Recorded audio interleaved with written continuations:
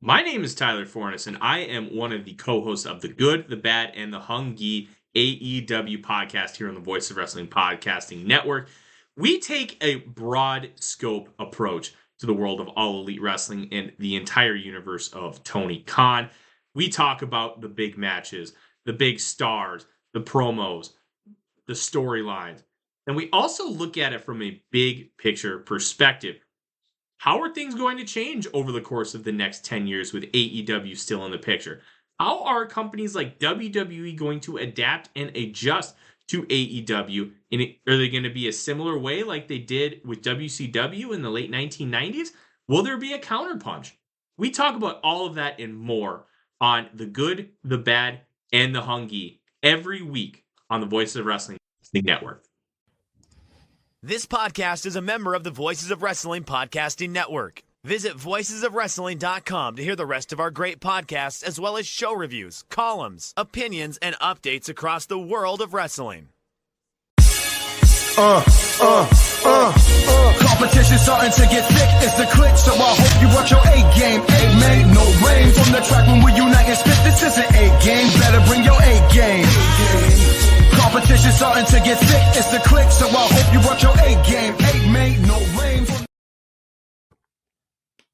Hey now, it's the Mike and JD show, and I'm your host, Mike Gilbert, and I'm joined as always by JD, by God, Oliva. How you doing, JD? Dude, I had no idea Uno can go on forever.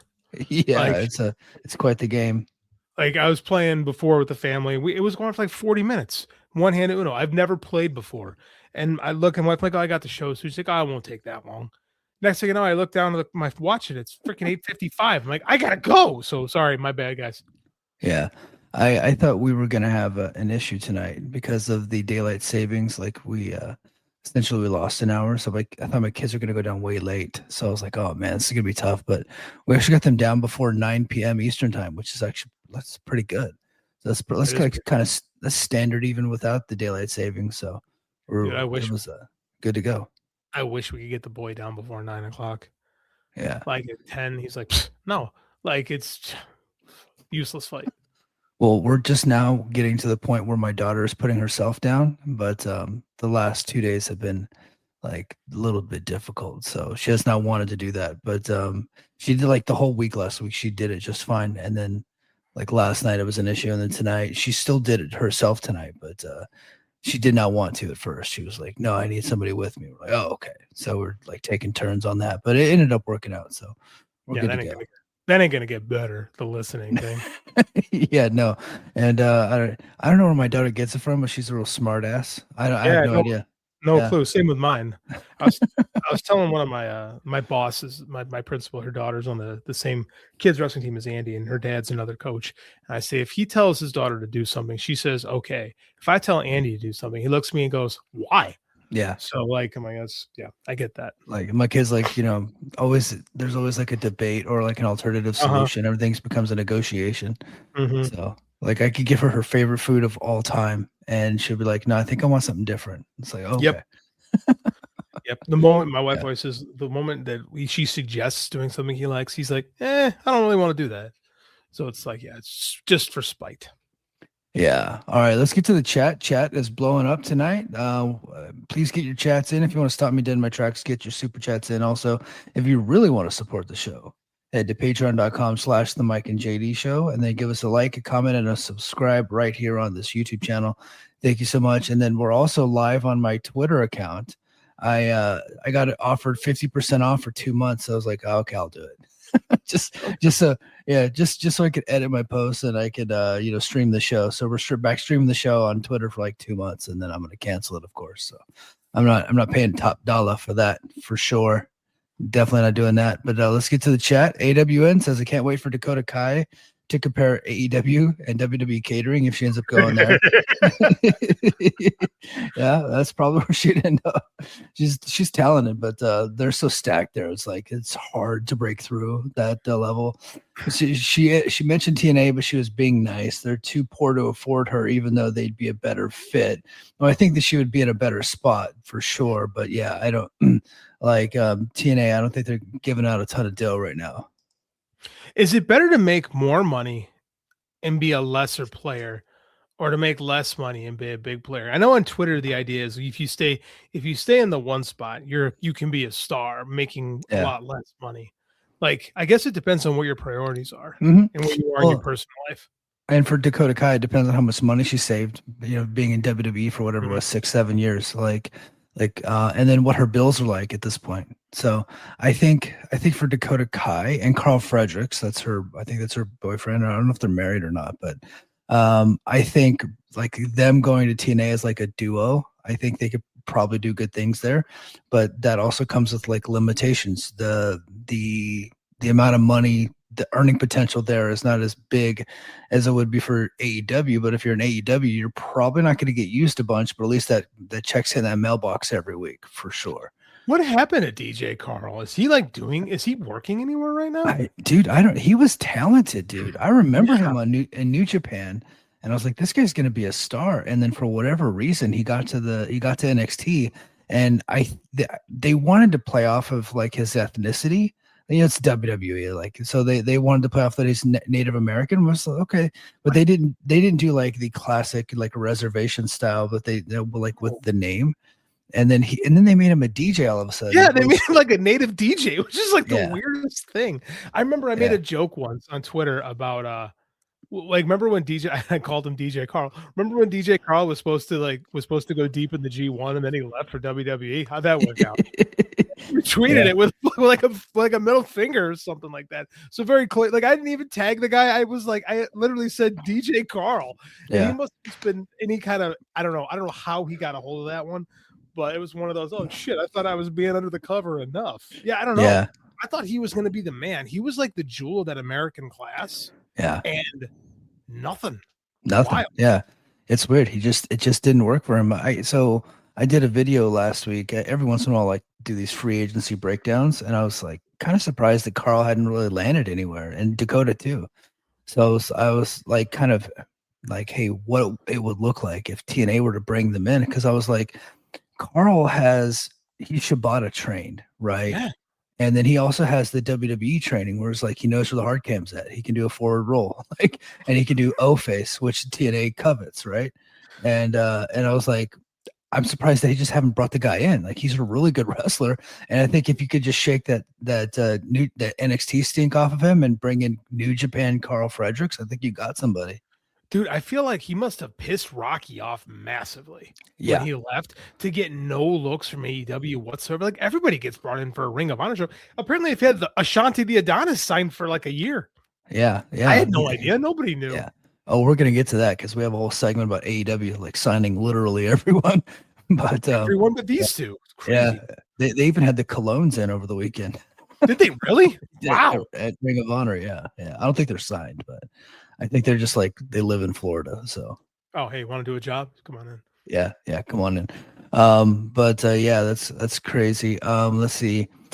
Damian Redmond said TNA needs to just throw a market value check at Ricky Sosa. Oh, we're getting into Ricky Sosa when I talk about my TNA adventure. Are you familiar with who Ricky Sosa is, JD? Only on Twitter. I've never seen him actually work. And you were talking about him. I'm curious what a market value check for Ricky Sosa would be. Like, what does that mean? That would I think I have an idea. We're gonna get into that as I tell my TNA story, because he was probably the highlight of the show for me, for sure. There was better matches, but I think just like seeing him, I think, was one of the highlights for the show. Let's see. Okay, Awesome Shrey says, wait, was that Uno game only one game or multi? 45 minutes for one game. Freaking game. It doesn't help the fact I don't know how to play. I've never played Uno before. My wife and kid are like, we've played before. And I'm like screwing up. They apparently if you don't say Uno, you have to take more cards. And I'm like, oh, what kind of bullshit is this? And then like it's just all the reversing and stuff. And I got pummeled. But somehow the game didn't end. I just had so many cards. Yeah. All right. Well, let's get a chat blow up. I'm gonna try to get some more of your chats. Just keep them coming. Ask good questions, and we'll get you. And of course, super chats always take priority. But hey, absolutely, man. We need all the help we can get over here. But so I was in Atlanta on Friday. I went to the TNA taping. So here's the backstory. I think I told it before, but just gonna give a quick Cliff's notes as to what happened. So a couple weeks ago, I was tweeting about No Surrender, TNA, like one of their TNA Plus shows, and I was I was pretty brutal to it. I was in a pretty bad mood, I think. Great Corey Hart song. Yeah. I was pretty tough on that show, to say the least. And next thing you know, I'm blocked. I was like, oh shit. So I screenshotted the block, and it was like, just because I do get a lot of shit from people on Twitter about being a TNA homer. Like everybody's like, oh, Mike, you always give TNA the benefit of the doubt. JD specifically. Yes. Yeah. So I was like, just in case anybody thinks I'm like too nice to TNA, here's what they think of me. And they blocked me. Well, and I'll just say who it was. It was Carlos Silva. He reached out. And he was like, hey, Mike, they didn't come from me. And I told him to unblock you. He's like, we don't need to do that. He goes, you do a good job pushing us forward. That was kind of like his way of explaining it. And he goes, so we don't need to do that. And he goes, and he goes, we'd love to have you at a show sometime. And so I was like, well, go ahead, JD. No, I was going to say they should. The fact that they're willing to block you, like we're part of a major pro wrestling podcasting network, and you are the only guy that willingly covers TNA on this entire network. What the hell do you want? Oh, good night, Andy. Love you, man. Yeah, sure. No, I don't understand. Like, you're the only guy that will like willingly cover TNA to the point you get shit on from people from our shows. And I'm like, yeah, from Voices of Wrestling Network, Voices of Wrestling Network, and from me specifically. Like, yeah. And then I just saw like they blocked you. I'm like, they're gonna block the one guy who, like, I don't know, like just because we specifically, you are not just everything to you. And I hate that. Where you can't. Not everything is sunshine and rainbows that a company does. Yeah. And I'll get it. I'll get into it a little bit, but yeah. So, you know, he just reached out, and he was like super nice about it, because his view is like, I'm pushing them. That's the way he like looks at it. He's right. Like, I agree with him. Right. I'm always pushing them to be better with my criticism. That's always the goal, and that's the goal, and entertaining people is the goal. And sometimes when I'm criticizing them, I do it entertaining way. I'm a dick. I'm a giant like asshole, right? But people think that's funny. So yeah, a lot of people think that's funny, right? So, but I'm gonna get into that because I had a conversation about this with somebody there. So he invited me, and he said, well, hey, I told him, I was like, well, if you're ever in Charlotte, I'd love to go. And he goes, well, we're gonna be in Atlanta. And I was like, you know what, I mapped it out. It was only 4 hours. So it's like, I can do that. Let me see if I can get a kitchen pass. Wife said that's kind of one of your dreams, so go ahead. If they're gonna like bring you in, like, that's cool. I wasn't like, I didn't think I was gonna be VIP or anything like that, but I was like, I'm pretty sure I'm gonna get a good seat at least, and I get to meet the boss. And I was like, that'd be fun for me, right? And I was like, and maybe I can meet like a wrestler or two, which I only met one, and I'll tell you who that is in a minute. Which I'm not divulging any like state secrets or anything like that. So anyway. I get there, get my ticket. Front row ringside, right behind Tom Hannafin and Matthew Raywalt, the announce desk. I'm like right up against the guardrail. And the first person I meet is head of media, Ross Foreman, and we have a good discussion. And he came over. I then met Carlos Silva himself and his one of his assistants named Nicole. She's really nice. And we had a good chat. I met It's Still Real to Me, Damn It, Dave. I met him. I got my picture taken with him, and I had good discussions with a lot of people there, and it was fun. So anyway, I have a discussion with somebody that works there, and the topic of my criticism of the company came up, and you could tell that they had something that they wanted to say, like they just needed to get something off their chest, and I just kind of let them do it. I just feel like when someone's upset, you got to just kind of let them get it all out, because if you don't, it's just going to get worse, right? And so the feeling inside of TNA about me, and they said that they've had a lot of conversations about me specifically, which blew my mind, because I'm like that's insane to me. I got a couple thousand followers. I'm not that popular. The podcast gets 500 views on YouTube. It's not that big of a deal, right? No, but they've had a lot of conversations about me, and they said that they think that I don't like them at all, and that I don't like anything that they do, and I can't be pleased, right? Like they said, they named off other media people, and we're like we know what this person likes, we know what this person likes, we understand that not everything's for everybody. There's stuff that we do that like certain people in the company don't like, but we're like, we just feel we have to do certain things. But you specifically seem to be always unhappy, and I was just like, I don't agree with that. I was like, then what is it like? Why is that? And I was like, well, I think I'm pretty positive about the company. I'm pretty sure, right? Like so much so that people think that I'm a homer, which is probably true. that I'm biased towards the company, that I want the company to succeed, and I overlook a lot of things. I was like, but you guys are probably only seeing the negative because that's what feeds the algorithm the most. And when I'm being negative, I'm way over the top sometimes, and I can be brutal, be really tough. But when I'm being positive, it's not getting much traction because my positive comments aren't as funny. They don't get the interaction. They don't get the engagement. So you're probably not seeing those at all. So like we had a good discussion about that. Like once I let them kind of vent and get it off their chest, and then we kind of came to this understanding that's like, no, he actually really does like this company. And I was like, I drove like 4 hours to be here. I got a hotel. I'm leaving my kids overnight, right? Like I wouldn't do that if I didn't like this company. I wouldn't cover the company so long if I didn't like it. I really do. And I was like, look, there's been some things that I've said in a dickish way that I regret, because it's like some of those times where, like, you say something, you're being an asshole. It's like, you don't really mean that. So I could probably dial some of that stuff back and maybe communicate what I do like a little bit better.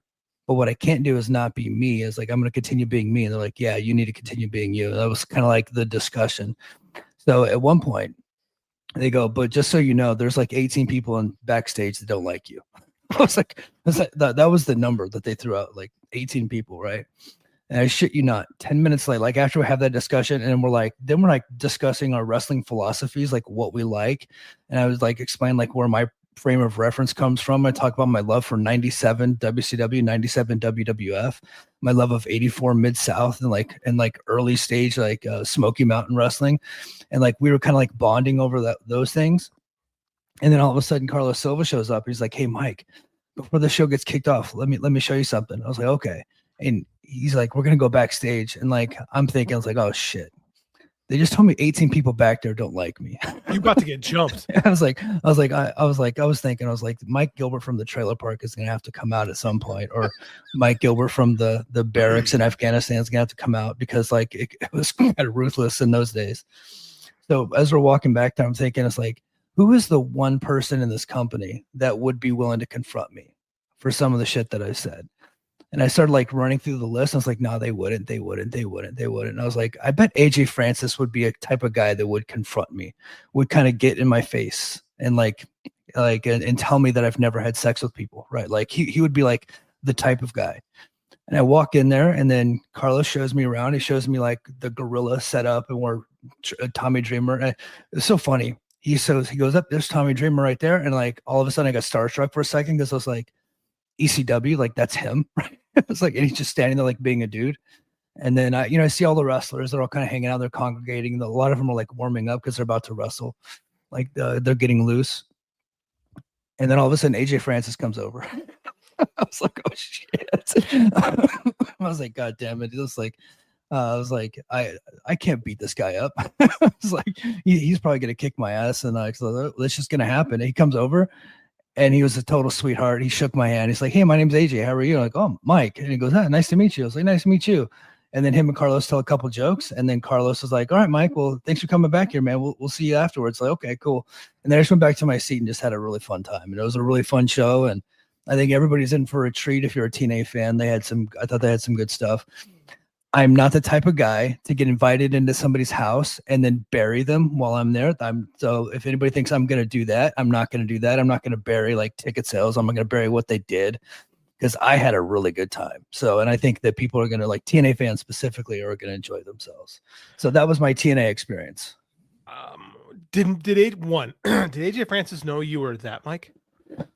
And so one thing that I learned while I was there is that my voice and my face are a lot more well known than I thought, and my voice specifically is a bit more powerful than I had ever known, because they all know who I am. So now, did AJ Francis put two and two together? I don't know. Excuse me. I don't know, but he was very cordial and shook my hand, and like and he was nice. But I think like in real life, he's like super nice guy anyway. Like he's a good dude. So here's what's wild to me. You and I started this thing about 4 years ago. Oh, almost 5. Going on 5. Yeah, 5. Going about 5 years now. We're just a couple of idiots. Like, yeah. Why would they care? I say that you're one of my dearest friends in the world. Yeah. Why would they care about your opinion in the slightest? Like, I don't, and again, I love your opinion. You crack me up every week we do this show.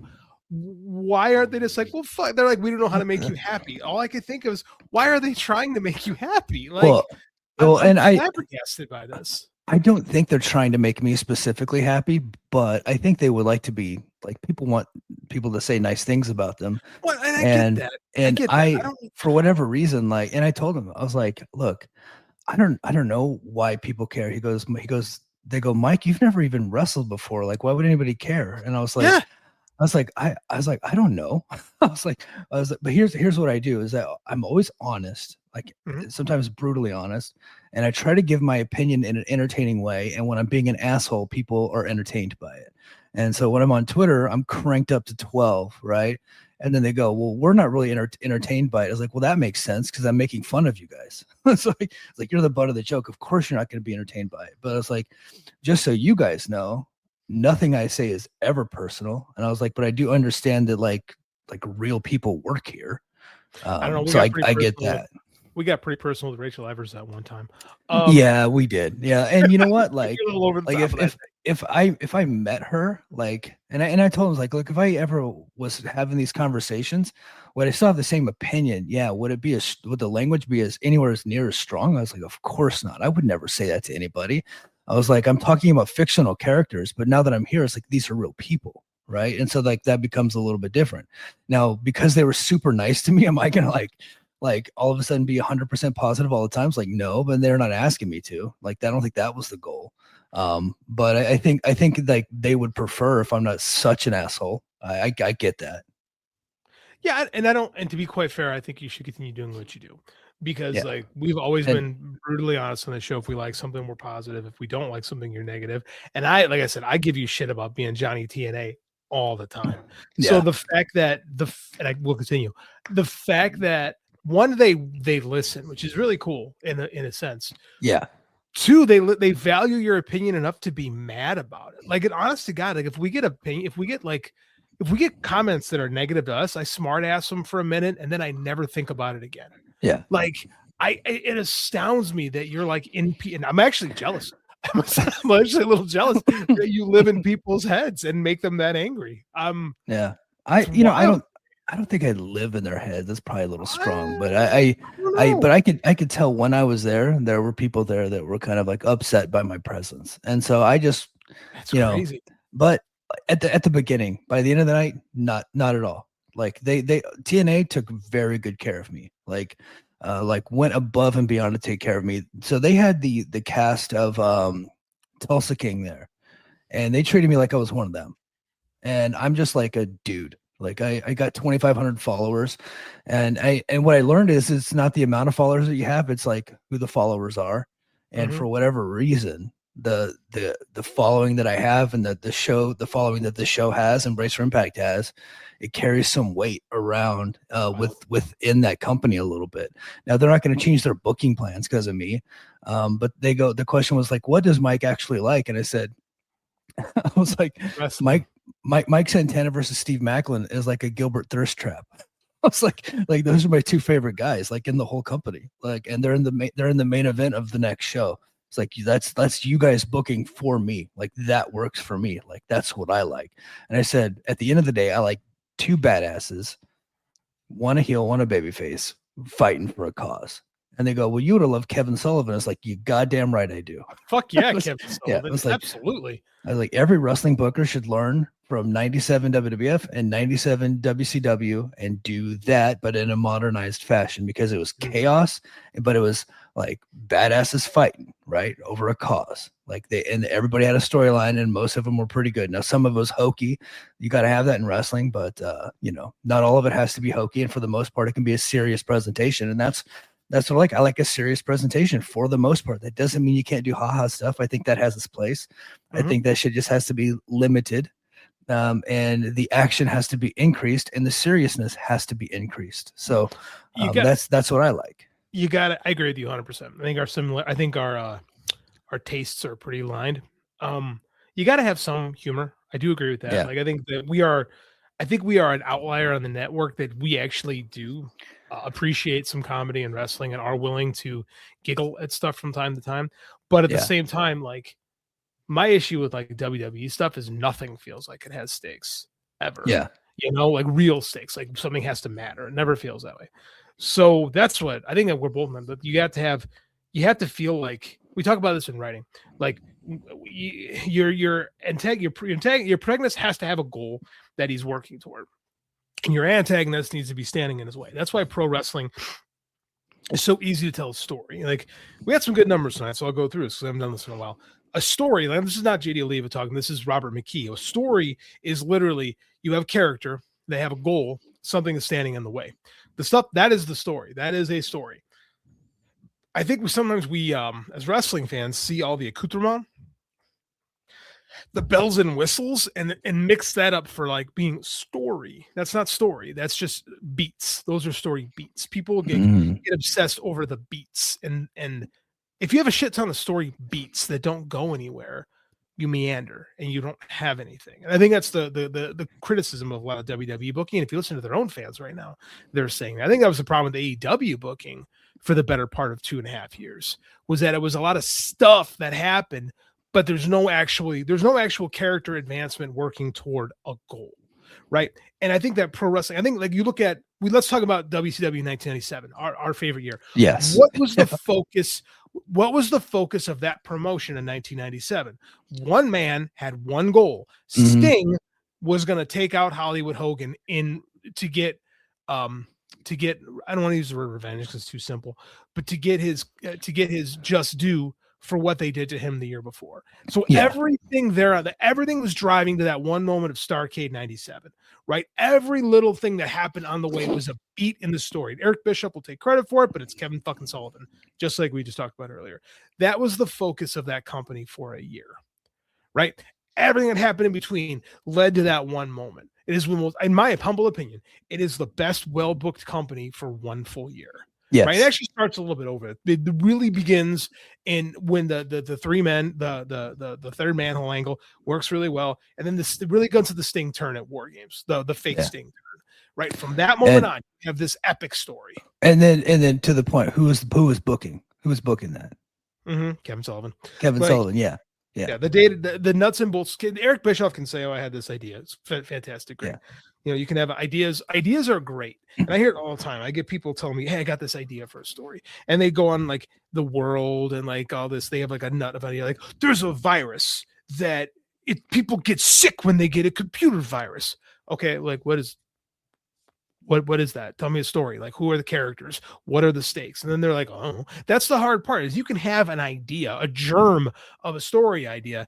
Everything comes down to the guy. Who is the guy? Who is the person that we are focusing this on? And you can have multiple stories going at one time, but like end of the day, it is A to B, and that is great storytelling. And I think we actually had that in TNA with Mike Santana for quite some time. Like I think that was a really good example of storytelling. And TNA, I believe no one gives TNA more shit than me, but I think that they did a really good job. They kind of lifted the same structure they had with Josh Alexander from a few years prior, but they did it for a bigger audience. They had more eyeballs on it. So, you know, in pro wrestling, you play the hits, right?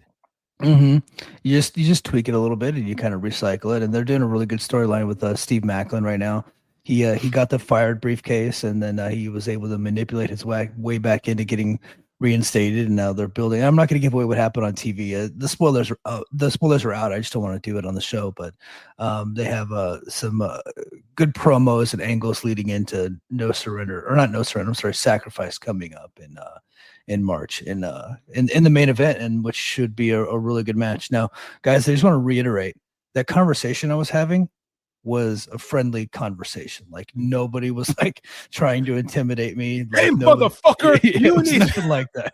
Yeah. So I see some of the comments, like people, like they were not being mean to me whatsoever. They couldn't have been like more nice, honestly. One person had some things they want to get off their chest, and it was important for them to do that. And I let it happen, but at no point was I intimidated. Like nobody was trying to do that. Like it's not how it goes, right? We were just two men having a conversation. My guy here is a combat veteran. Like, I don't think Mike's going to get that intimidated in a professional wrestling locker room. I think you've seen bigger dogs. We'll just leave it at that. Well, you know, it's one of those things like I tried to fight Akibono one time, right? Like I'm willing to go into some dangerous situations. Okay. So I was like, fine. If the chat wants, we should do that story again. Once a year, we should hear the What? mic try to find just yeah, story. yeah, Just in yeah. case we have new listeners. It's one of my all-time favorites. I voluntarily went into a location where I knew that there was a good chance that I was not coming back, and I did it a couple of times. I've been on convoys. I've woken up to bullets and bombs and dead bodies. Like I've done it all. I love you, TNA. And look, nobody was trying to intimidate me, but that wasn't going to happen anyway. Like I knew when I went there that there was going to be people that didn't like me because of my behavior online. Like I got that. And but that also comes with the territory of being like a shit poster and being a podcaster. Like especially I'm being critical of very large, very like in shape, athletic, but creative people. And when you're being critical of creative people that could fuck you up, that could turn badly, right? Like if JD ever met somebody that insulted one of his books, he's probably going to choke him out. I'm just kidding. I'm just kidding. No, and that's okay. That's what I'm saying. Is that like, I mean, like, I'm not going to toot my own horn right now, but I have had bad reviews. I've had people tell me this sucks. And I had to say, Michelle, we're still married. You have to like not be so mean to me about like asking you to read something. That happened once. Like, no, you gotta like when you're in a creative world, you have to understand that not everybody is gonna like it. And if people are really over the top about it, they're gonna get a bigger reaction. And sometimes that's the hard part about putting yourself out there creatively. It's the show too, man. And like I'll get some shit sometimes and I'll clap back because it's funny and because I enjoy it. But it's like you can't get personal. And it's hard. Believe me, I get it. When you put yourself out there creatively and you open a vein, because that's kind of what writing and creativity is like, man. Like you're exposing yourself to the faceless masses, and you have to. I used to read all my Amazon reviews.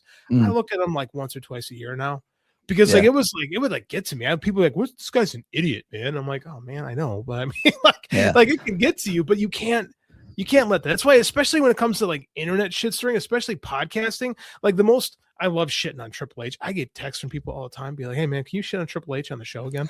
Like apparently that's a bit that I do. Like a friend of mine, my buddy George did that last week. The fact that he no longer will stand and do their fake, they can't even do their fake ass press conferences anymore because it hurts his feelings too much. Yeah, he's so gotten to. And they have fake ones. Like he didn't sit next to CM Punk when he was actually having a meltdown like Tony Khan. And Tony Khan's not the toughest person in the world either. But Jesus Christ, like you get so gotten to that you won't even have your fake little podcast or your fake little presser anymore. Jesus, throw a set. Yeah, but at no point did anybody say that I shouldn't talk or that I shouldn't be myself. They never said that. Yeah, they just kind of think they're just kind of wanting to hear from me, like where do you actually stand? Because there's been some times where I was like, when they took the belt off Santana and put it on Kazarian, like, and Santana didn't even get a chance to defend the belt. I was like, burn this fucking company to the ground, right? Now I didn't mean that, but I was like pissed, right? And but that wasn't that the goal? Wasn't that literally the goal of the angle? Was to have that reaction from people? Yeah, and that's what I told him. Was like, I was one of the most pissed out there. I thought all you guys should be cleared out, and then a week later, I find out you're going on AMC. I was like, oh, okay, they're gonna just flip the title right back to Mike. Okay, that makes sense now. And he goes, see, I was like, so shouldn't you just let stuff play out more? And I'm just like, I can only react to what I know. I can't react to what I don't know, right? Like I love Game of Thrones, right? The last season notwithstanding, last season wasn't great, I can admit it. But before that, when they had Jon Snow die on screen, I'm like, I'm done with this show. I'm out. I'm done. I can't fucking take any of these people dying anymore. You beat me up too much. Fuck this. Like that's good. That's how fan reaction should be. The worst thing you can get is apathy. Yeah. And there's no in between for me. It's either it's fucking awesome or it fucking sucks. That's when I'm talking about wrestling online, right? If I say it was like, it was fine, it means it probably just wasn't all that interesting. Like, like sometimes it's better if it's like really bad. Like this past Thursday, they had this angle with. Do you know who Mama June is? Are you familiar with who Mama June is? Is that from Honey Boo Boo? It's Honey Boo Boo's mom. They did an angle with her because in 2026 WeTV rebooted the show and they have a whole show with Mama June. Like they're doing, and WeTV is owned by AMC Network, and so AMC asked TNA to incorporate Mama June into one of the episodes to like do a fun angle. So they did do that with ODB, and I buried it. But I also understand AMC is writing the checks, you got to do that stuff. Like that makes sense. So that like that's not for me. It's like I understand why it's happening, but it doesn't mean I'm not going to bury it. Like that's just not for me. Like Oh no, you it's should not bury good. that. Yeah, it's not good television. Like I understand, do it. Like when you're TNA and like the network asks you to do something, like yeah, you just got to do it. Like and try to do it as best you can. But yeah, for sure. So I've come around while we're on the subject. I've come around to your line of thinking about Danhausen last week. Yeah. That I think it was shitty on purpose. Yes, 100%. Yeah. Yeah. I thought after watching and seeing what they did with, because I said in the show, like, oh, he'll be fine. He'll get over. Just give him a microphone for 5 minutes and people will love him. Sure enough, here we are. He's no t-shirt #1 seller. Yep. Like top of the line merch, and every segment he's in is like, as far as like, I don't know what social media engagement means, but he's got all the clicks and the views and the likes, but it's leading towards t-shirt sales. Like they got another bookie man, another hit on their hands, like a fun little character that they can do sideshow comedy with. Like he's perfect for them. Perfect for them. We've been saying that for months. Like, yeah. I first I don't know why you want to do it shitty on purpose. And I thought about, like, you know what? If there's one character that can survive a shitty debut, it's Danhausen. Yeah. So it worked. You're right. So I think but you got to realize, and I'll give them credit for this right now, is sometimes you steer into the skid. Yeah. And you can do something bad if you understand the reaction is going to be, it worked. It's a gamble. Sometimes that you do something bad and it's just bad and it dies a death. Gobbledygooker, for example. Yep. This one probably worked because there's a little bit more to Danhausen than there was the I still don't know what the fuck they were thinking with the gobbledygooker, quite frankly. Yeah, like, San Diego chicken. Like it just what a flop. But anyway, I had a fun time. I'll get to the chat here in a minute. I did want to bring up Ricky Bang Bang Sosa from WXW. He wrestled a guy named Brad Attitude. I'm here proclaiming on this show that Ricky Sosa will be the next big star in pro wrestling. I was wondering if he was just an entrance and if he could actually wrestle. Seeing him live and in person, he's a little raw, but he's like this is not like a cruiserweight. This is not Michael Oku, right? This is not like a little guy. This guy's like 6'4", like over like 215, like 220 pounds. Like this is like a man, right? And I think he's like 23 or 24 years old. Really? He's a big kid and he's athletic as shit. Like I saw him spring from the mat to the top rope in one fell swoop to do like a reverse plancha or whatever. Like he didn't have to like bounce up the ropes like the luchadors do. Like he just jumped straight up there, kind of like what Moose does. Moose does that. Like this is a big kid and tons of charisma.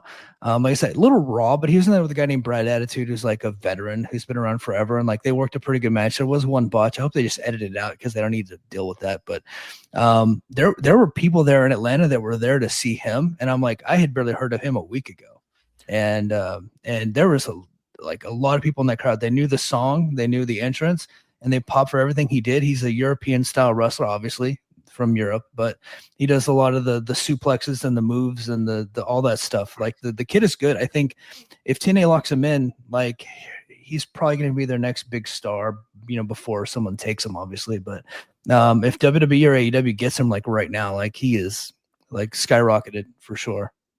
It might actually hurt his development if he were to be signed by either of the big two right now, because WWE will just go into NXT and they'll kind of strip away anything unique about him. Yeah. And they'll just make him one of their guys. And I'm like, I'll say it. I'm not sold on the WWE developmental system for men. Like they have not had a guy come out of NXT specifically, one of their products, where I'm just like, dang, that guy's got it. Like I'm still not sold on Bron Breakker. Like on the whole, I just not. I think Trick Williams is charisma wise is there. He's getting there in the ring. He's getting better. When he was in TNA, they had him in there with some veteran talent that could really work good matches with him. So like Santana, for instance, had a good match with him, I thought. So, but yeah, he has to be in there with somebody really good. Like that's the thing. That was like the history of pro wrestling is littered with guys who were going to be the next big thing, who had a great body but couldn't work, or who had a ton of charisma but couldn't work, or could work but had no charisma. So like, yeah, I think Trick's gonna. I don't know. I think Trick's gonna be interesting because like for all you want to say about Roman Reigns, the dude's good in the ring. Yeah. right? Like all the guys that have gotten there and made it, like the Miz has got a shit ton of charisma, but he never got through because he fucking sucks. I know people want to say how great, the Miz is so great. Like, no, if he was great, he'd be headlining everything. The Miz he's great at being a WWE celebrity. That's right. Like that's what he's great at. He's a WWE spokesman. He's not, he sucks in the ring, right? Like he's terrible. So I mean, that's just, let's see what Trick can do. Trick can do when, like, if they'll try this a lot. They'll try this a lot over the decades. This is why Ken Kennedy faded away. You know, people loved that guy until they didn't.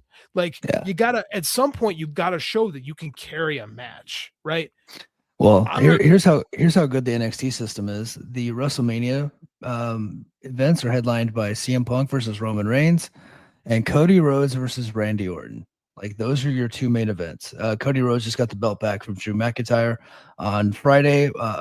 A friend of mine, who I'll DM you afterwards, is pretty pissed. He's really close to Drew, and it was like he's not happy. And I'll tell you who it is afterwards. But, yeah, but you know that it's a whole thing.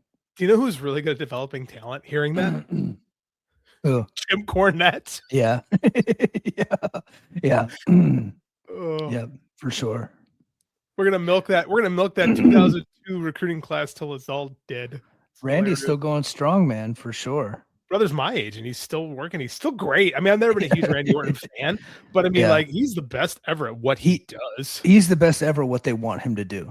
Yes, right? That's what they need him. Like, he's the best ever at his job, right? Mm-hmm. You can't put Randy Orton everywhere. Like, his job is to be a WWE like superstar, and he's one of the best that there's ever been at being a WWE superstar. And he was like from cradle to grave too. Like, he was born and bred, and he was born in OVW, and they were grooming him to be what he is right now, and he's been that forever, and he's very freaking good at it. And I'm not the biggest Randy Orton guy, but I'm also not a guy that hates Randy Orton. I think he's great at what he does. That's his job, and that's the only thing he ever has to be. Right.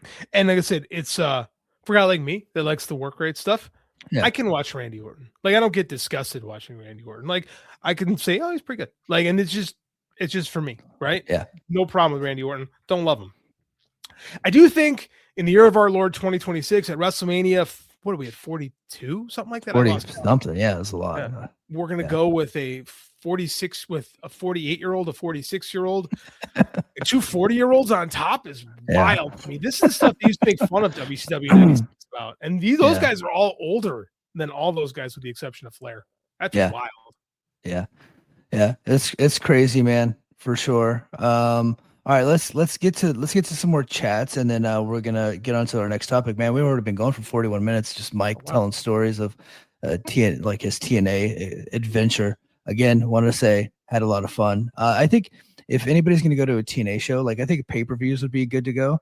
But the block of tapings where they do like 2 or 3 weeks in one block of tapings, it's a series of a bunch of matches, and I think that's what people like the most. Like our audience likes to go watch matches, and they had some pretty good matches. They had a couple good promos, but for the most part, it was just like 4 hours of matches. So that was pretty cool. All right, I'm going deep in this. I'm going to skip ahead. I'm going to try to get to as many as I can. Sosa is the guy. They can build around him for 20 years, throw the checkbook at him. That's not going to happen. That's not real. No, TNA's not holding on to somebody for 20 years. It's not two to 3 years, but it can be an important 2 to 3 years in his life and in career for sure. Let's see. A multi-million-dollar company has a meeting about Mike. They did not have a meeting about me. That's not what happened. They were having a meeting, and during the meeting, they were bringing up several media people, and I was one of the people that they had talked about. So nobody's like, I'm not that important, I assure you. It's both sad and funny. Yeah. So let's see. Wrestlers and wrestling companies are such babies. I think creative people in general have an issue with criticism. But again, like, I think I'm in a good place with them. They're in a good place with me. Like, everybody was so cool. Like, they could have treated, like, they didn't even have to invite me, right? If they really didn't like me, I would not have been there for sure. So let's see. I got the VIP treatment. Yeah, for sure. TNA needs to be nice to Mike. He's one of the people covering TNA, and they need as many positive reviews as possible. Negative BQ too. Yeah. I mean, BQ is the OG. He's been doing like a TNA podcast way longer than us, for sure. All right. If Jordan Grace was still there, you'd have been effed. I'm going to look it up. I think I might have been sitting next to her parents. I'm not sure, But she's from no, it is definitely not her parents. Never mind. It couldn't have been because her parents are from Texas, not from Atlanta. Jordan lives in Atlanta. Jonathan Gresham and her were at the taping the night before, but Jordan Grace was in WWE, so it wouldn't have been her. Never mind. I take back what I said. But there was like this older couple sitting next to me, and they ended up going backstage after a while. They just seemed like somebody's parents, that just like somebody from local Atlanta. So, all right. They really value you. You're their Meltzer. I don't know. I don't think they're a fan of Meltzer at all. So, Joel Pearl nitpicks more than Mike. Yeah, but I think probably a bigger asshole than Joel. Joel is better at communicating that with, while still maintaining people liking him. Joel's a nice guy. Yeah, Joel's a really nice guy. Let's see. Tulsa King, yeah, not Sylvester Stallone. He was not there, but there was some folks there from Tulsa King. One of the guys from Tulsa King's he's a pro wrestler, so he was in the front row. I think he's an OVW guy. So can't wait for Mike Gilbert and Billy Corgan 1-on-1 for the NWA for sure. Like I would love to meet Billy. Would pay to see that interaction. Between Carlos, Court Bauer, Tony Khan, Triple H, and Billy Corgan, the one guy that I would be starstruck meeting is Billy. Because Billy's 100%. An actual star? Yes. Like he is the only one of that crew that I would absolutely be starstruck meeting. And I would have trouble with that because I would be such a dork. And I'd have a couple wrestling questions, but I would ask tell me about Melancholy and the Infinite Sadness. Can we talk about Gish? Let's talk about Siamese Dream. Let's just do that. Dude, and then you know how you guys could he's a conspiracy theory nutcase. Oh yeah. Too. You guys could get in deep talking about Bigfoot and shit like that. Oh my God. I want to talk about the Anunnaki. Let's get into it, brother. Hell yeah. We all know that the pyramids were put there by aliens and the Egyptians just found them. Like everybody knows that. Like that's for sure. I would love to sit there and listen to that conversation. I wouldn't say a fucking word. I would just listen. Yeah. Okay, guys, there's a lot of freaking chats here. I'm trying to get to everybody, man. Jeez. Honey Boo Boo Child. I never watched it. That's just not me. I did not know who that was. People had to explain it to me. At one point I thought Mama June was Honey Boo Boo, but she just grew up. And is she still like really, really heavy? The mom, I think so. Yeah, she wasn't like 600 pounds or anything, but she wasn't like I thought she was like 600 pounds or something like that. No, I think mom, she must have lost some weight because she wasn't that big. Okay. So, yeah. I don't know. I don't watch that stuff. Okay. Let's see. Damian Redmond said I think he's talking about Ricky Sosa. Ricky said just turned 21. Yeah. And that he's better in the ring than Trick Williams. Okay. Pretty sure Javon Evans is better than Ricky. Javon Evans is better than a lot of people. That's like really good. He's one of the best. Yeah, Javon Evans has been in the WWE training system for a number of years now. He should be pretty damn good at this point. Yeah, he's been. Yeah. So if TNA signed Sosa, WWE take him right away, like Hendry. Probably. It took him a year to get Hendry. Was it like 2? It was so they started using him within a year, and then by year 2 he was full-time WWE. So JD, how many people have WWE signed off of TNA's roster in the last 2 years? Not many, like 2, 3 maybe. Two. Yeah, 2. Just how many people has AEW signed from New Japan's roster? All. It's like I called them the other night New Jakuk Pro Wrestling. Here's the problem with New Japan Pro Wrestling right now is it fucking sucks and they don't pay anybody. I can't shed tears for that company. I know there's some people here I'm supposed to, as a Japanese person, like, oh fuck AEW, blah blah blah. I mean, if Gato booked an interesting show that got them more money and got them paid more, we wouldn't be in this situation. Well, since we're on the topic, AEW signs everybody. They just brought in David Finley and Gabe Kidd and Clark Connors. They're the dogs, weren't they? The War Dogs in New Japan. Yeah, they can't use the intellectual property. Really? Because I thought. Well, no. I think this is what Joe and Rich were talking about. Okay, because I haven't listened to Flagship in a little bit. The theory is that should there be a falling out, then you're relying on intellectual property. It's not yours. So that's why they rebranded Bullet Club Gold and stuff like that. Which I mean, you should do that. Yeah. You have a partnership until you don't, and you never know. So it's smarter to do that. And I was good. Yeah. Oh, I was just worried that it was like because we're at war, they just didn't want to do that. But No, okay, no, but that's what you said makes more sense actually. oh Christ, we are at war. We're gonna have an Iron Sheik character somewhere, aren't we? That just occurred to me. Well, Juggalo Championship Wrestling, Oh, fuck. Vince Russo for Of course. sure. Yeah, but Yeah. so what do you? So somebody tweeted out. It might have been like like one of those like Drain Gold or Airmaker or whatever, like one of those accounts. Tweeted out like how many people AEW has signed, and it was like over 24 since the beginning of the year. Like, what do you make of them expanding their roster to this with only really 2 TV shows that they have? Like, isn't it hard to keep up with all that? It's impossible to keep up with all that. I don't Yeah. know. I get why you pick up David like David Finlay had nowhere to go. And again, I think there's more value to the former War Dogs if you bring in the 3 of them. Like I think Gabe Yeah. Kidd's a star in the making. Gabe Kidd just got signed by AEW and immediately started trolling New Japan fans. Like Yeah. Gabe Kidd is a fucking diamond in the rough. And I think Clark Connors is pretty damn good. Yeah, Gabe Kidd gets it. Like he understands what being a pro wrestler is. Like he just understands it and leans into it. And he should be cherished and valued. And of that group, he's the star in my opinion. That doesn't mean I don't think the other guys are good. They're obviously very well trained pro wrestlers, but Gabe is the guy that you build around. Gabe is, but I understand why you bring in David Finlay because you can bring in that act and the act is functional right now. And you can do a free bird thing with him because he got 6-man titles. But this is all it is. I think Gabe Kidd has got a chance to be a real breakout star in that company. I really do. He has got it. I was disappointed New Japan couldn't keep him because he's been their best gaijin there in the last couple of years.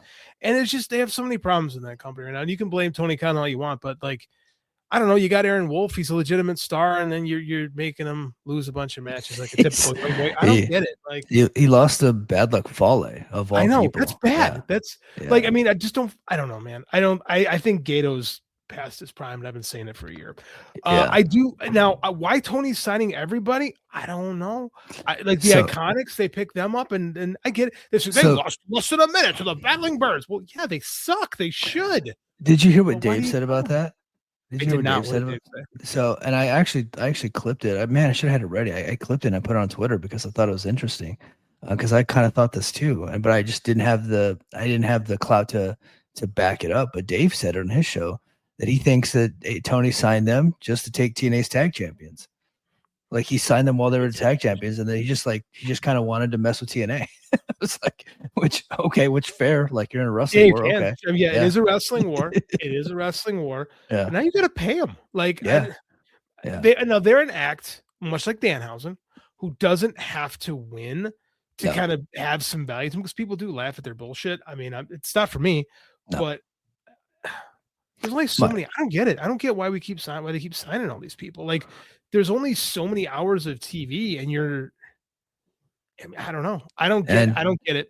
They signed Ashante Theodonis. He came to TNA for a taping, and I wasn't like impressed with him, but they signed him in September, and they debuted him last week at Ring of Honor. It's crazy. Yeah, I think that's a Ring of Honor. I think they've got guys in Ring of Honor. They think maybe we'll give this. I don't think a lot of those Ring of Honor deals are very high paying. So the people that are doing Ring of Honor stuff, I think those are probably closer to some TNA deals. Like I don't think Blake Christian's getting paid a lot. I don't mean to dog on Blake Christian, but I don't think there's much there. He did just get elevated to the main roster, and I'm not saying that's a shit on Ring of Honor, but he did just get the graphic. Yes, he did get the graphic yesterday by Tony. He did get it. He got the graphic. Okay. He's been there for 2 years, but he got the graphic finally. So I think that's a Ring of Honor kind of does. It is like their NXT. I do like that they're splitting off that they're doing we've been saying for years. I like they're doing TNA stuff for Ring of Honor in Jacksonville. I do like the setup actually. It's got a Memphis-y vibe to it. I say it specifically for that red white gradient in the background, which is a lot. If you watch some of those old Memphis shows from like 85, 86, you'll see that. So that kind of made me think of that. I don't know. Like I said, Ashante Theodonis, I'm pretty sure you did that as a favor to Swerve, right? Kicking the tires on him in Ring of Honor, like because that happens a lot. So wrestling is pretty incestual, and I got no problem take care of your bros. Like I think, like if I already have like some people in the military that want to come to my company, I'm like, I got you. Like if you need it, you know what I mean. So I get that. That's how the business world works too. Is you take care of your friends. I have no problem with that. And if you're in a position to help your buddies get some work, great, no problem. There's other signings. I don't get like the people who have dual contracts with CMLL, they're doing mainly CMLL work. Yeah. Like you're doing that to keep them out of AAA, which is Yeah. you're working with your partner. That's different. Like So that's yeah. So what is your knowledge base of CMLL? I'm pretty ignorant, I would say, to CMLL and how they operate. Like, are what they Cubs because tells me. That's what I yeah, so they sold 1 million tickets last year. Those tickets can't be that expensive. Like, are they making a ton of dough? Are they generating a ton of revenue? Because it seems like maybe the wrestlers they're taking on these dual contracts and they come to the States a lot because the money's better. Like, are they making a ton of dough over there? They're not in contract really. Like I think they're pretty much. I think AAA. I'm sorry. I think CMLL is pretty much you work on the houses to this day. Like I think it's old school. They don't have TV, do they? And like, do they have national TV there? They do. Okay, they do have. Yeah, absolutely. They have TV. Okay. CML. That's how they get your stories across. Yeah, because I thought they were on YouTube for some reason. I don't know. Like I said, that's how I watched it was on YouTube. Like that's how we get to watch okay. it. But in Mexico, they absolutely have to. Like CML is still the bigger company in the company in Mexico. Oh yeah, I mean like they're selling what 10,000-15,000 a week for sure. Yeah, they're doing great. But again, like compare the peso to the dollar. Like it's just it's a great place. If you live there and you're comfortable, you're fine. But you can make more money by taking your stardom and come here. But it's been like that forever. Like Mil Mascaras came over here because he can make a lot of money in a short period of time, and it's helping. It helps AEW and helps CML to bring in Mystico. Like they're bringing in Mystico again for the tournament or for the pay per view next week, and that's great. And it's great to have like attractions still. And Mystico, I think, is a guy too. That the less you see him, the better he is. Yeah. Damien says I heard Volador is leaving CMLL for AAA. I've never. Could be, yeah. But I don't know. Like, I don't know if that's true or not. So don't like nobody aggregate this. Like Mike Gilbert reads comments and said this. It's CML owns basically all their buildings. Yeah, for sure. Like that helps. Yeah, massively. Because you own your cameras, you own your lighting, you own the setup. You don't have to pay rental fees. That's massive to have that. So literally every dollar you make, every dollar, and they own everything. So like even the concession, they get all of it. So every peso, I guess, that comes in there is theirs. I was just curious as to like how much revenue like that a company like that would drive. I don't know every year. Like I don't know. Like nobody's really done as far as I know. It's a great Dave or Lucha. Cubs might know that. Yeah, Lucha Blog. Yeah. Hold on. Lucha Blog shut down the Volador thing. Okay. Well, mystery solved. Thank you. Cubs is the man. Yeah, Cubs is the guy to go to for all things Lucha. I think I should ask him because he seems like to know what he's talking about there. Did you see the Sean Ross Sapp controversy last week with I saw him and Rob with the Viper Dragon Lee? So here's what happened.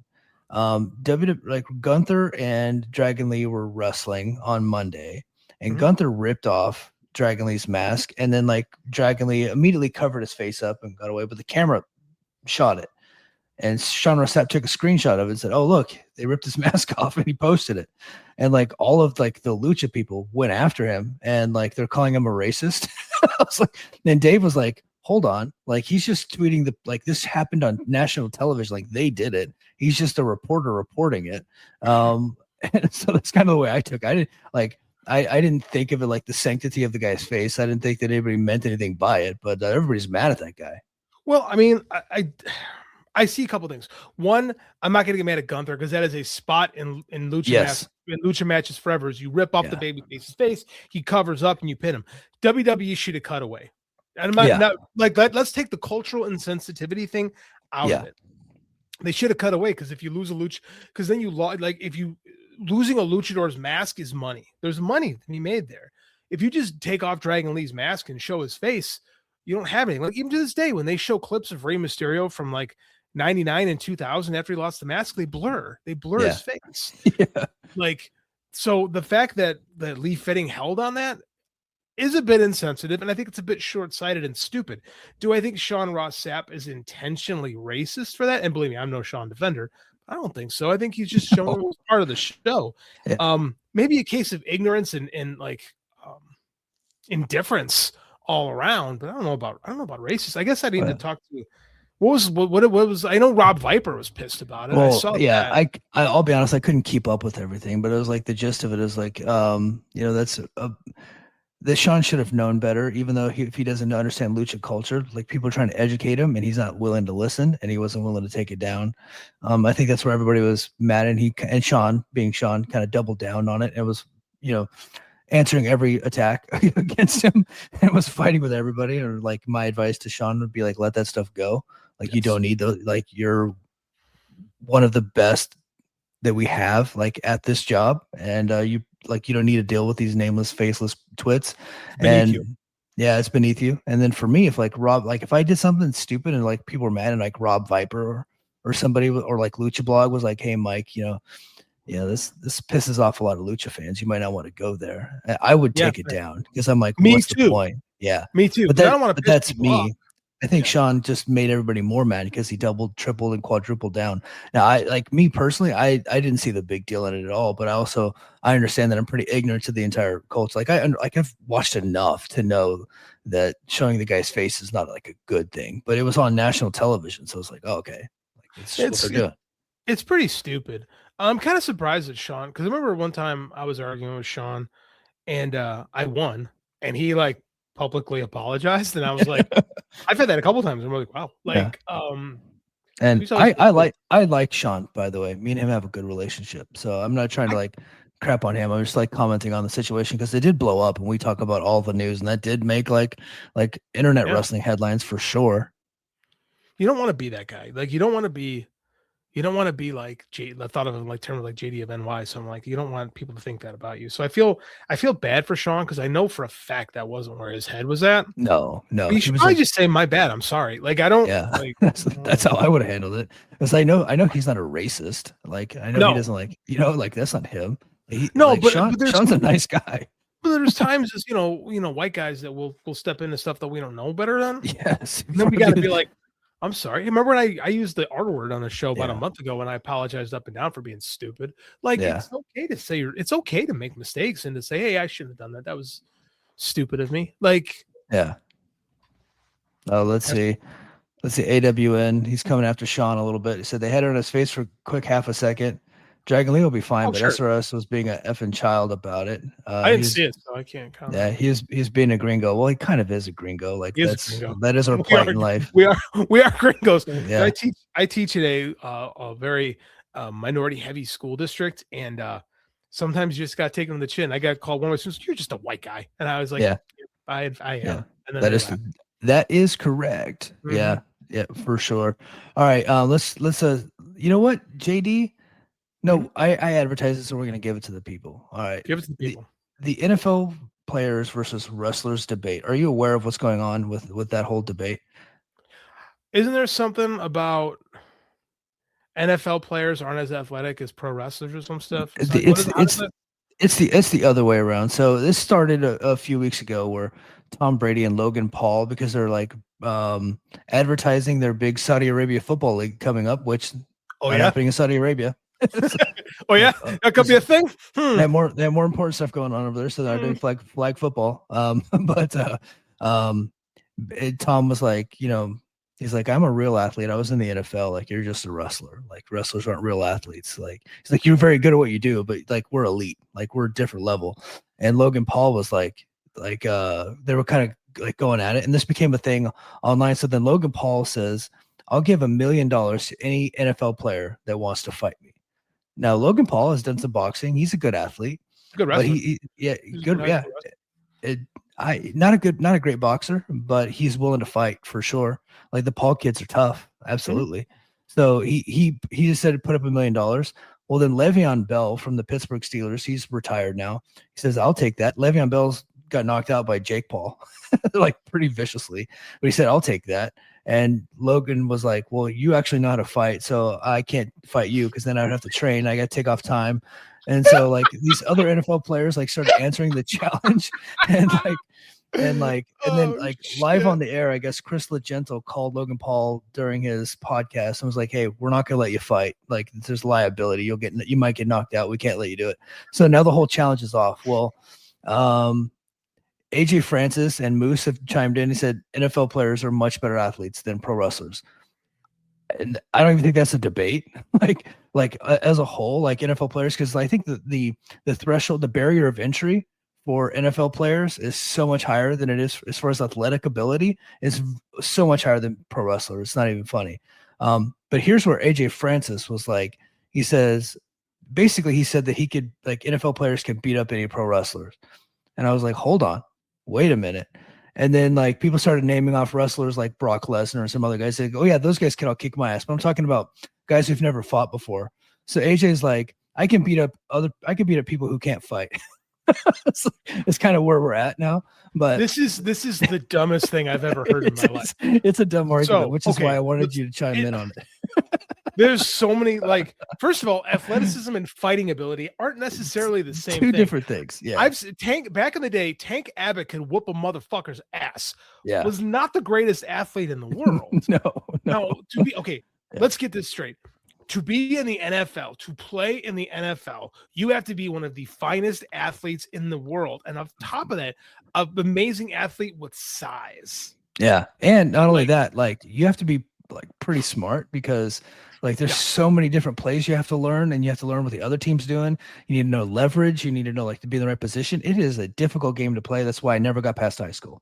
Yeah. I mean, like, it's on another level. So now, that being said, the average NFL athlete is significantly better athlete than the average NFL or the average for sure. 100%. Now, is Will Ospreay as good an athlete as most NFL football players? I think so. Will Ospreay's a hell of a fucking athlete. Yeah. Ricochet. Ricochet, hell of a fucking athlete. Logan Paul, hell of a fucking athlete.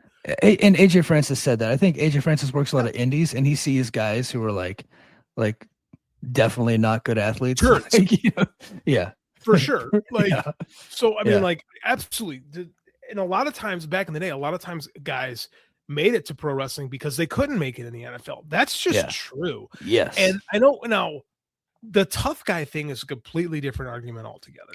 Like, there are athletes there are professional wrestlers that can probably throw down. Like, you want to point and laugh at El Grande Americano while you want, sure, but Chaz Betts gonna fuck you up. Yeah, like, he will. Yes. Chaz drop you on your freaking skull. That dude is legit. Chaz would fuck up Le'Veon Bell 100%. 100%. You know, and like Godilla, my man, happy birthday, by the way. It was his birthday 2 days ago. Happy birthday, Godilla, friend of the show.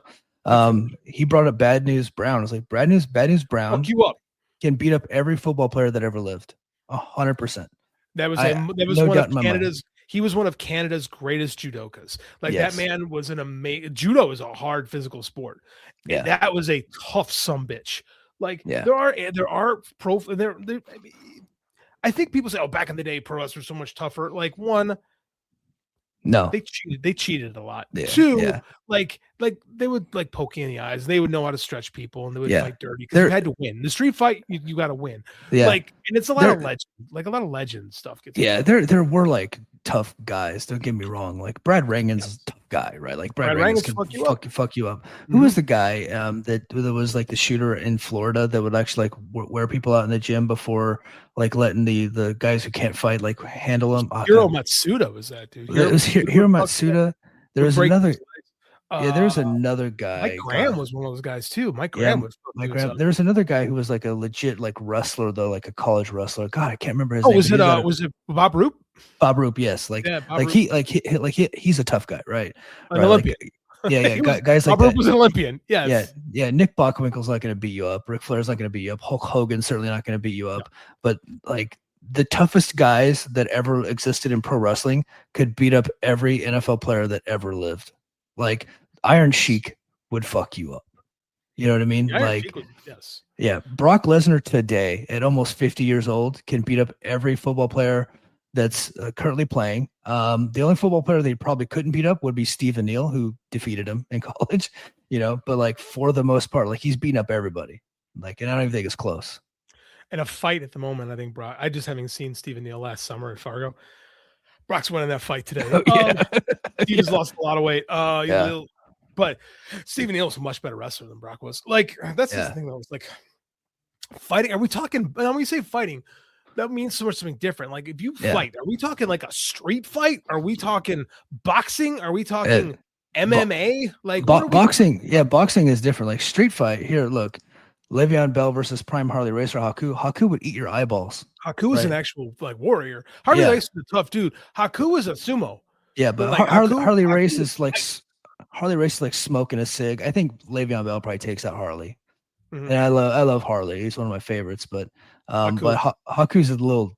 He's like Haku is mean. You know what I mean? Like nicest guy in the world, but like Le'Veon Bell doesn't have a mean streak in him. Like he's not going to take a pull cue and hit you over the head. Haku would, and he would gouge your eyeballs out. I truly believe if Haku had grown up today, he would be one of the most elite UFC heavyweights of all time because he was a really good athlete. Yeah, he was rugby, tough right? as shit, rugby, and he did sumo. And sumo, yeah, yep, for sure. So I mean, he was a martial artist. He was super tough. He just came up in the wrong era to like really take advantage of that. Haku would have fucked people up. Like, and again, it is all legend. Scott Steiner would fuck people up.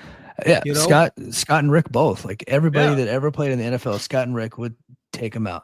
Could the Road Warriors? No, of course that was all gimmick. They were bodybuilders. They were coked up bodybuilders. They're not beating anybody up. But you know, and so I think when like I don't know, Hawk had a reputation in the locker room as a guy who could fight. So I mean, but Hawk, Too Cold Scorpio didn't believe him. Yeah, that's true. Too Cold Scorpio whooped that ass. I did forget about that. That's true. It's just different when you talk about fighting. Like, what does that mean? And fights themselves are so weird and random. Like, you're just talking like a regular street fight. That's just about survival and who's willing to get really fucking dirty. You know, I don't know. Well, man. I think Le'Veon Bell is trying to get himself into pro wrestling, which kudos. Like this, I think this is a way to. This is a way to do it if you want, because he retired from the NFL. He tried boxing and he got worked over by Paul. But look, he said he's trying to say I would throttle Seth Rollins, but he tagged Seth Rogen. I just wanted to show everybody that. Yes, he's right. He would tag. Yeah, he would fuck Seth Rogen up. He's right about that. Yeah, but that's the level that we're talking about here. Of to be fair, he would fuck up Seth Rollins. Seth Rollins is like a tough guy. Yeah. No, like, Seth Rollins is not a tough guy. No, yeah, and he's tagging everybody that he could whoop, and like so then the argument became like well, if you take away all the wrestlers that can fight, like NFL players are beating up everybody else. Well, like okay, like I guess you can have that. Sure, yeah, I'll go with that. If you take away all the guy, like you take away Kurt Angle and Shelton Benjamin and Bobby Lashley, like, and that's the one thing that. That's the thing that AJ Francis said. He goes like, I fully acknowledge that Matt Riddle and Kurt Angle and Lesnar, they can all beat my ass. But I think he's like thinking of like, you know, like Ricochet's not beating me up. I was like, of course not. Like I've met AJ. Christian's ass. Yeah, I've met AJ Francis. He can beat up most people. Like he's a large man, dude. and he's a great athlete, by the way. Really good athlete. Defensive tackle. Yeah. Had legit reps in the NFL. Like underrated athlete. Like yeah. But again, like, that doesn't mean you can fight. It doesn't mean like I've seen a lot of fights.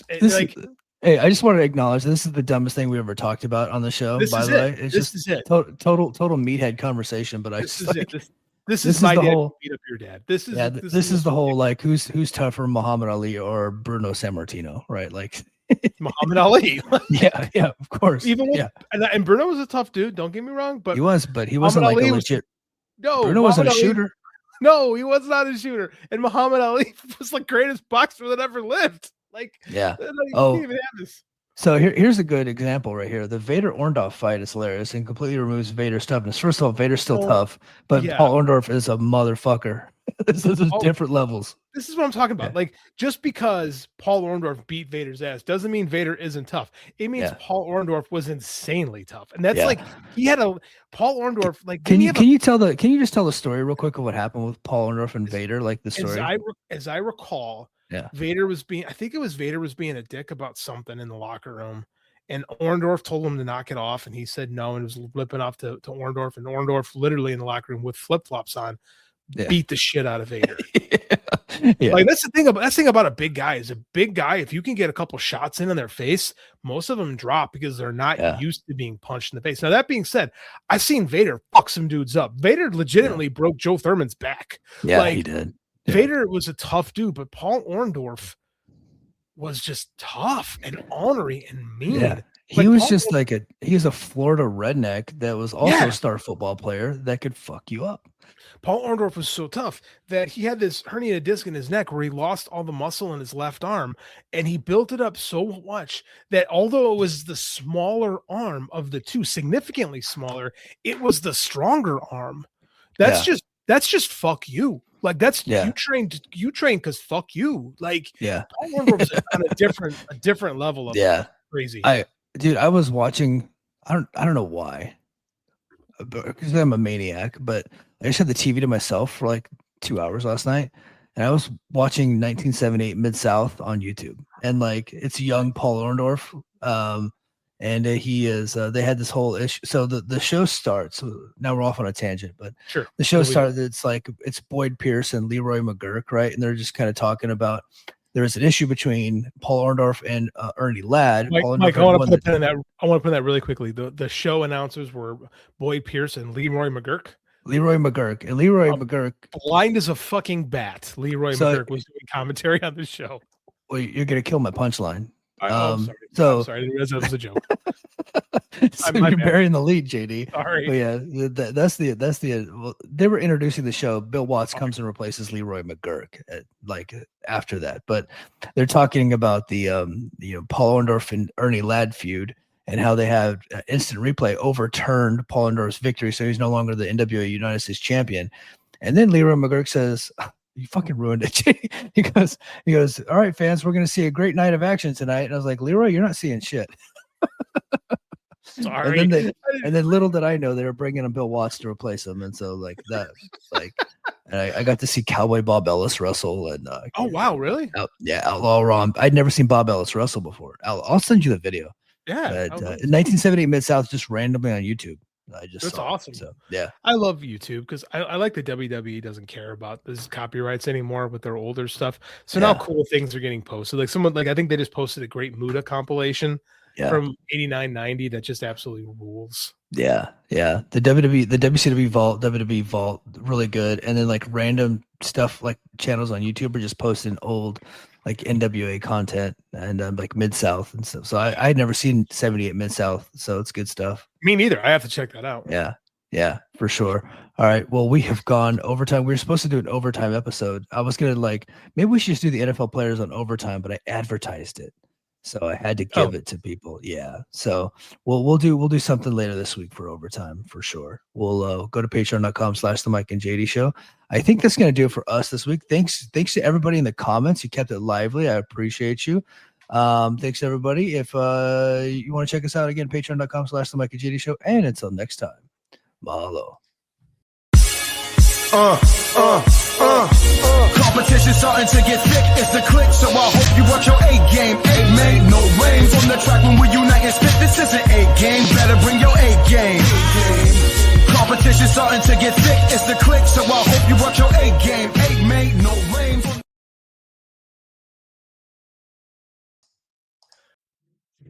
My name is Tyler Fornes, and I am one of the co-hosts of the Good, the Bad, and the Hungy AEW podcast here on the Voice of Wrestling Podcasting Network. We take a broad scope approach to the world of All Elite Wrestling and the entire universe of Tony Khan. We talk about the big matches, the big stars, the promos, the storylines, and we also look at it from a big picture perspective. How are things going to change over the course of the next 10 years with AEW still in the picture? How are companies like WWE going to adapt and adjust to AEW? Are they going to be a similar way like they did with WCW in the late 1990s? Will there be a counterpunch? We talk about all of that and more on The Good, the Bad, and the Hungy every week on the Voice of Wrestling Network.